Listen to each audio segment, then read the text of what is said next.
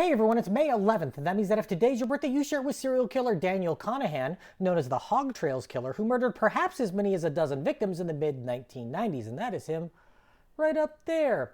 Conahan was born in North Carolina in 1954 and grew up in Florida after his family moved there when he was an infant. He came out as gay in high school, but his parents disapproved of his sexual orientation and even sent him to see several psychiatrists in an effort to change it.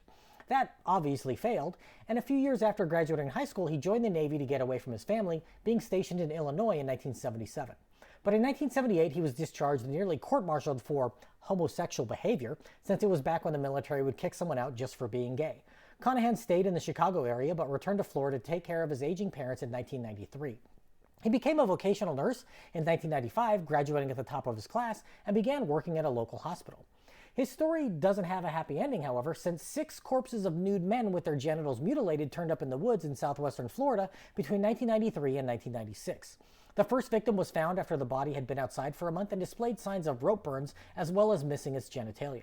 Because of the decay, the man wasn't identified until 2021, when DNA evidence finally enabled investigators to close the case. The rest of the corpses were found in similar circumstances, and due to the remote location in which they were found, the unknown murderer was dubbed the Hog Trails Killer. One victim was brought home piece by piece by a family's dog, but they didn't realize the bones were human until it showed up with the skull, and police were quickly able to find the rest of the corpse in the woods once they were called.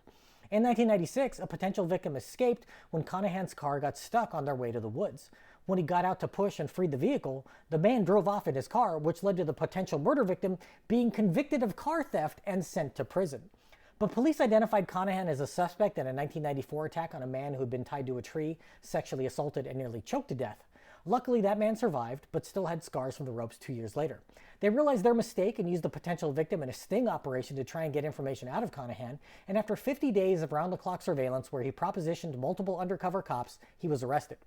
Once Conahan was brought in, the authorities tied him to the string of murders with similar crime scenes, but he was only tried for the 6th murder.